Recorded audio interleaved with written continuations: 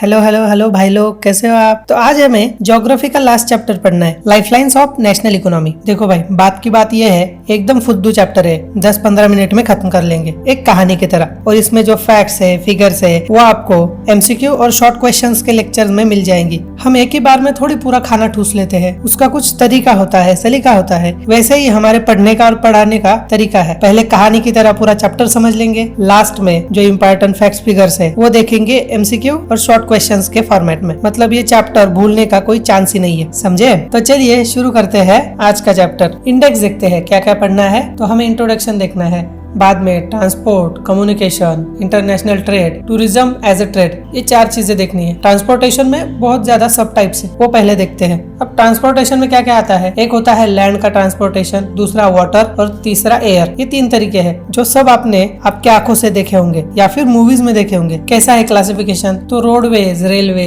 Pipelines. Water transport में inland और overseas, मतलब दूसरे देशों को भेजने वाला। एयर ट्रांसपोर्ट में डोमेस्टिक, मतलब भारत के अंदर। इंटरनेशनल मतलब भारत के बाहर। इसके वर्ड से ही समझ में आ गया होगा, एक्सप्लेन क्या करना है अलग। अब इस चैप्टर का नाम लाइफलाइंस ऑफ नेशनल इकोनॉमी क्यों है, क्योंकि ये सभी चीजें इकोनॉमी के डेवलपमेंट में हेल्प करती है। ये कितना इंपॉर्टेंट है ये आपको एक कहानी से बताता हूँ। ऐसा इमेजिन करिए कि कल सरकार ने एक जीआर निकाला कि अब हर सिटी को खुद से ही डेवलपमेंट करना होगा। उन्हें बाहर से, दूसरे सिटीज से या फिर दूसरे स्टेट से कोई चीजें लाने की परमिशन नहीं है। तो क्या आपके सिटी में सभी चीजें अवेलेबल है जिससे आप डेवलपमेंट कर सकते हो? आपकी सिटी को बिजली प्रोवाइड करने के लिए कोल अवेलेबल है? सिटी में ट्रांसपोर्टेशन के लिए पेट्रोल अवेलेबल है? नहीं है, आपको बाहर से ही मंगाना पड़ता है। लेकिन आप बाहर से कैसे मंगाते हो? ट्रांसपोर्टेशन से। Ships, airways, land roads, pipelines और बहुत सी चीजें हैं जो एक सिटी से, एक स्टेट से दूसरे स्टेट में जाती है, एक कंट्री से दूसरे कंट्री में जाती है। ये कैसे मुमकिन होता है? Obviously transport. इसी ट्रांसपोर्ट से होता है इंटरनेशनल ट्रेड और टूरिज्म, समझे।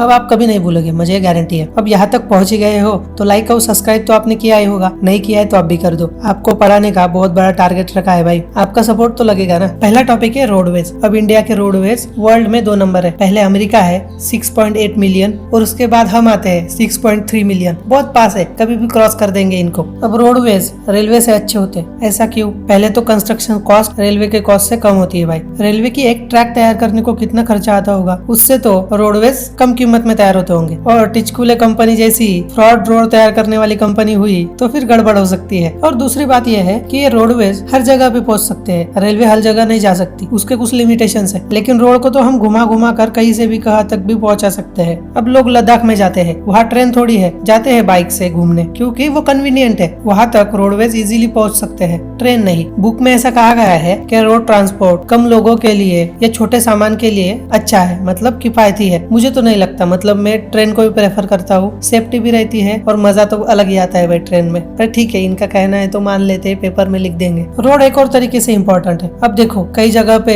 रेलवे स्टेशन, पोर्ट, एयरपोर्ट दूर होते हैं या नहीं होते। इन जगहों को एक दूसरे के साथ जोड़ने के लिए रोड ट्रांसपोर्ट इम्पोर्टेंट है। अब भारत में सभी रोड एक जैसे नहीं है, इसके कुछ क्लासिफिकेशन है। जैसे गोल्डन क्वाड्रिलेटरल, गोल्डन मतलब सबसे बढ़िया। अब ये रोड भी सबसे बढ़िया होगा, सबसे बढ़िया है इसीलिए गोल्डन। और क्वाड्रिलेटरल जैसी डिजाइन इससे बनती है इंडिया में, इसलिए क्वाड्रिलेटरल, ठीक है। क्योंकि ये दिल्ली, कोलकाता, चेन्नई, मुंबई इन सिटीज को एक दूसरे से कनेक्ट करता है और ये 6 लेन का होता है। यहाँ पे सभी फैसिलिटीज होती है और इसे national highway authority of India तैयार करती है और मेंटेन करती है। अब कुछ नेशनल हाईवेज होते हैं जो कि पीडब्ल्यूडी डिपार्टमेंट हैंडल करती है। ये पूरे नेशन वाइड फैले हुए हाईवेज है जो देश के बड़ी बड़ी सिटीज को एक दूसरे से कनेक्ट करते हैं। उसके बाद आता है स्टेट हाईवेज। अब ये स्टेट के पीडब्ल्यूडी डिपार्टमेंट द्वारा मेंटेन किए जाते हैं। ये स्टेट हाईवेज वो होते हैं जो नेशनल हाईवे के बाद जो छोटी सिटीज आती है उन्हें बड़ी सिटीज तक और नेशनल हाईवेज तक कनेक्ट करने के लिए इस्तेमाल होते हैं। अदर रोड्स, अब ये अदर रोड्स जमाने में एक बार बनते हैं रूरल एरिया के लिए। जब इलेक्शन आता है ज्यादातर उसी समय बनते हैं और बाद में उसे सब भूल जाते हैं, फिर अगले इलेक्शन के समय उसे तैयार किया जाता है। हमारे रूरल एरिया का यही प्रॉब्लम है, कोई ध्यान ही नहीं देता। और अगला है बॉर्डर रोड। अब ये किसने तैयार किए है, तो बॉर्डर रोड ऑर्गेनाइजेशन। सिंपल है, इसका शॉर्ट फॉर्म है ब्रो। अब ये ब्रो 1960s में तैयार हुई थी। भारत की जो बॉर्डर दूसरे देशों से कनेक्ट है वहाँ पे ब्रो रोड तैयार करती है और ये रोड बहुत इंपॉर्टेंट होते हैं क्योंकि इमरजेंसी के समय अगर हमें वहाँ पे सेना ले जानी है या फिर टैंक्स ले जाने हैं, रोड नहीं हुए तो कैसे करेंगे भाई लड़ाई। इसीलिए बहुत इंपॉर्टेंट ऑर्गेनाइजेशन है ब्रो और उनके बॉर्डर रोड्स। अब इस रोड का एक और क्लासिफिकेशन है, मेटल्ड अनमेटल्ड। मेटल रोड मतलब सीमेंट कंक्रीट से बने हुए अच्छे बढ़िया रोड जैसे गोल्डन क्वाड्रिलेटरल या फिर नेशनल हाईवे। अनमेटल्ड मतलब हमारे गांव के रास्ते होते हैं, कच्चे पक्के रास्ते, हर जुगाड़ करके इसे बनाया होता है, समझ गए आप।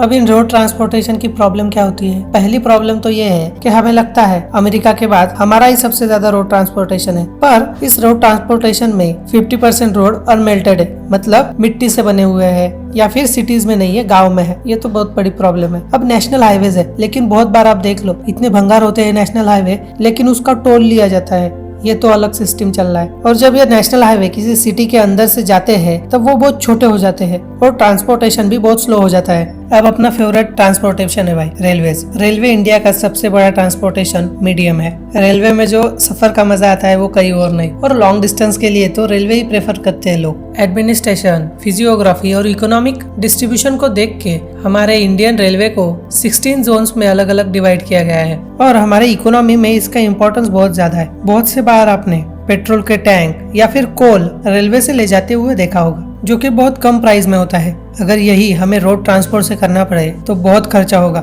लेकिन रेलवे की वजह से ये पॉसिबल हो पाया है और इसमें कोई ट्रैफिक नहीं होता, इसीलिए बहुत फास्ट ये रेलवे एक जगह से दूसरी जगह पहुंच सकती है और रॉ मटेरियल इधर उधर भेज सकती है, एकदम रास्ते का माल सस्ते में। अब ऐसा भी नहीं है कि रेलवे में सब अच्छा चल रहा है। आपने अभी भी रेलवे के बड़े बड़े एक्सीडेंट्स देखे होंगे, ये बहुत बड़ा प्रॉब्लम है। एक साथ कई लोग रेलवे में सफर करते हैं, इस वजह से ये बहुत रिस्की हो जाता है। बाकी छोटे छोटे प्रॉब्लम्स की बात करें तो बहुत से लोग विदाउट टिकट ट्रैवल करते हैं, चोरी होती है, सामान का नुकसान होता है, लोग कहीं भी चेन खींच के ट्रेन को रुका लेते हैं अपने हिसाब से। यह बहुत अलग चुल मची है लोगों में। मेरा भाई ट्रेन से ट्रैवल कर रहा था, एक बार गया तो उसकी चप्पल चोरी हो गई, दूसरी बार उसके बैग को चूहों ने खराब कर दिया और तीसरी बार तो ट्रेन ऑनलाइन 1 घंटा लेट दिखा रही थी, इसलिए भाई साहब स्टेशन पे थोड़ा लेट गए तो ट्रेन पहले ही निकल गई थी। ऐसे अलग अलग कारनामे ट्रेन में होते रहते हैं, लेकिन मुझे तो पसंद है भाई। आपको ट्रेन का सफर कैसे लगता है मुझे कमेंट में बताइएगा। तो नेक्स्ट ट्रांसपोर्टेशन है पाइपलाइंस। अब ये पाइपलाइंस अलग अलग चीजों की होते हैं, गैस के लिए, पेट्रोल के लिए, ऑयल के लिए। कई जगह इंडस्ट्रीज में वाटर सप्लाई के लिए भी बड़ी बड़ी पाइपलाइंस लगाई जाती है, पर हमें याद देखनी है नेचुरल गैस और ऑयल की पाइपलाइंस। भाई इसका सबसे अच्छा काम क्या है, इसमें कभी ट्रैफिक ही नहीं होती। एक बार ट्रांसपोर्टेशन शुरू हो गया कि कभी खत्म नहीं होगा जब तक आप चाहोगे। इंडिया में 3 इंपॉर्टेंट पाइपलाइंस है। पहली है अपर आसाम के ऑयल फील्ड से कानपुर तक, दूसरी है सलिया गुजरात से जालंधर पंजाब तक, और तीसरी है गैस पाइपलाइन हाजिरा से जमशेदपुर तक। अब इसका डिटेल एक्सप्लेनेशन हमारे क्वेश्चन आंसर में हो जाएगा, या उसका टेंशन लेने की जरूरत नहीं है, कहानी देखते हैं। नेक्स्ट ट्रांसपोर्टेशन है वाटरवेज। वाटरवेज को बहुत ज्यादा इंपॉर्टेंस दिया जाता है क्योंकि इसमें सबसे कम पैसा लगता है, बहुत चीप है। पूरे वर्ल्ड में जब बहुत बड़ा बड़ा हेवी रॉ मटेरियल या फिर मैन्युफैक्चरिंग चीजें दूसरी जगह भेजनी हो तो वाटरवे का इस्तेमाल बहुत ज्यादा होता है। इंडिया के तो मजे है भाई, हमारे यहाँ पे अच्छी कोस्ट लाइन भी है, हम लैंड के जरिए बाकी एशिया से भी जुड़े हुए हैं, इस वजह से हमारा ये ट्रांसपोर्टेशन बहुत बढ़िया चलता है। अब ऐसा डाटा है कि इंडिया का जो ट्रेड होता है उसका 90% ऑफ वॉल्यूम ट्रेड वाटरवेज से होता है। मतलब अगर हम 100 किलो ट्रेड कर रहे हैं तो 95 किलो ट्रेड वाटरवेज से होगा, समझे बबुआ। अब ऐसा तो नहीं होगा कि लोग अपने अपने शिप से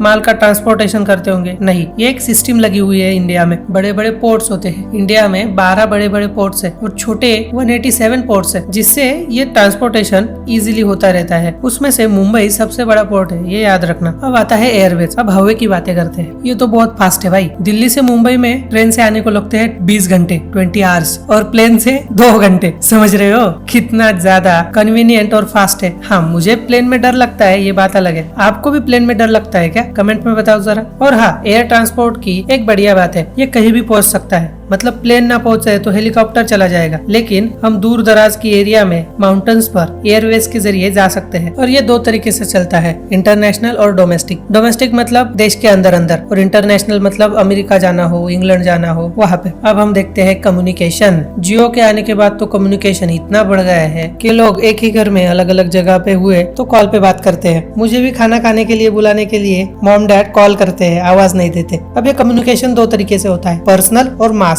पर्सनल मतलब ये post card, letters, telegraph, telephones, emails. अब ये बाकी जाने दो, टेलीफोन्स, ईमेल्स, व्हाट्सएप, ये सब, ये है पर्सनल। और मास कम्युनिकेशन, व्हाट्सएप में भी मास कम्युनिकेशन कम्युनिकेशन होता है, ठीक है, लेकिन मैगजीन्स, न्यूज़पेपर, रेडियो तो जाने दो, टेलीविजन, प्रेस, फिल्म इंडस्ट्रीज, ये है मास कम्युनिकेशन। पर्सनल में पोस्टल कम्युनिकेशन आता है। इंडियन पोस्टल नेटवर्क वर्ल्ड में सबसे बड़ा है। अब तो बर्बाद हो गया है भाई, अब तो BSNL बर्बाद हो गया, पोस्टल का क्या बचा है। लेकिन ठीक है, मतलब पोस्ट ऑफिस अभी भी इंडिया में है, कुछ जगह पे अलग अलग चीजों के लिए उसका इस्तेमाल होता है, इसलिए बस याद रखो।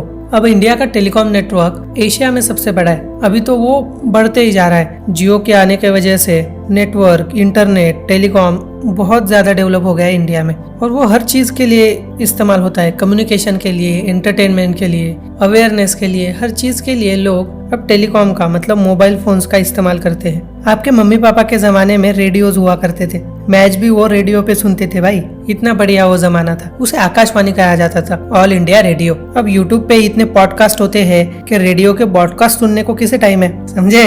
और अब है टेलीविजन। पहले तो दूरदर्शन एक अकेला चैनल था पूरे इंडिया में, जिसपे न्यूज भी आती थी, एंटरटेनमेंट भी आता था, मूवीज भी चलती थी, सभी था। अब तो हजारों चैनल हो गए हैं, उसमें अलग से OTT आ गया, यूट्यूब चलता है, अलग ही लेवल पे डेवलपमेंट चल रही है। हाँ, लेकिन कुछ लोग अभी भी मैगजीन के शौकीन है। इकोनॉमिकल मैगजीन हो, मतलब बिजनेस मैगजीन्स, या फिर एंटरटेनमेंट की बॉलीवुड मैगजीन्स हो, न्यूज मैगजीन्स हो, अलग अलग तरह की मैगजीन्स, न्यूज़पेपर अभी भी बहुत ज्यादा फेमस है। और लास्ट में बचता है फिल्म्स। अमेजॉन, नेटफ्लिक्स, ऐसी चीजें भर भर के चल रही है। कोविड के बाद OTT प्लेटफॉर्म ने फिल्म्स का भी गेम बजा दिया है। नेक्स्ट देखते हैं इंटरनेशनल ट्रेड। अब ट्रेड मतलब क्या, आपके घर चीनी नहीं है, इस वजह से आपने अंकल के घर से चीनी लाई और उन्हें थोड़ा सा नमक दिया, तो यह हुआ ट्रेड। या फिर दुकान से चीनी खरीद के लाए, तो ये भी ट्रेड ही है, लेकिन इसमें मार्केट इन्वॉल्व होता है। अब इंटरनेशनल ट्रेड क्या है, दूसरे देशों से जब हम ट्रेड करते हैं, हम चीजें दूसरे देशों से जब मंगाते हैं, उसे इंटरनेशनल ट्रेड कहते हैं। That's it. अब ये तीनों तरीके से होता है, सी,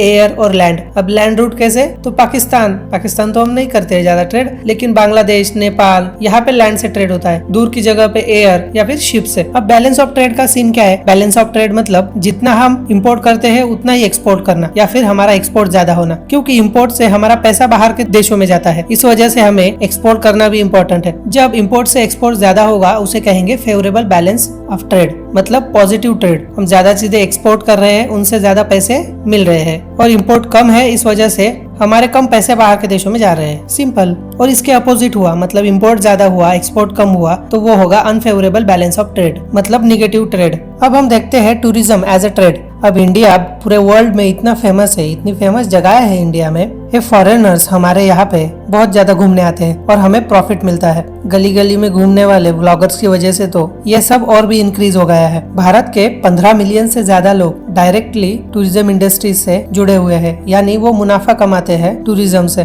15 मिलियंस ब्रो, बहुत बड़ी फिगर है, बहुत बड़ा मार्केट है ये। हमारे इंडियन लोग भी एक जगह से दूसरी जगह, एक स्टेट से दूसरी स्टेट घूमने के लिए जाते ही है। इससे हमें इंडिया के अलग अलग कल्चर में इन्वॉल्व होने का मौका मिलता है। साथ में हमारे इंडियन लोग भी बाहर के देशों में जाते हैं, घूमते हैं, मजे करते हैं। ज्यादातर लोग तो दुबई ही जाते हैं। चलो ठीक है, वो भी ये हुआ इंटरनेशनल टूरिज्म। और ऐसे भटकते रहना तो चलता ही है, लेकिन उसे ट्रेड और प्रॉफिट में कन्वर्ट करना इंडियन लोगों से सीखो। तो चलो ठीक है, इसी तरह हमारा ये आज का चैप्टर यहीं पे खत्म होता है। आई होप आपको कहानी पसंद ही आई होगी, और कौन से लेक्चर्स आपको चाहिए इस कहानी की तरह कमेंट में बताइएगा। तब तक के लिए शुक्रिया, थैंक यू।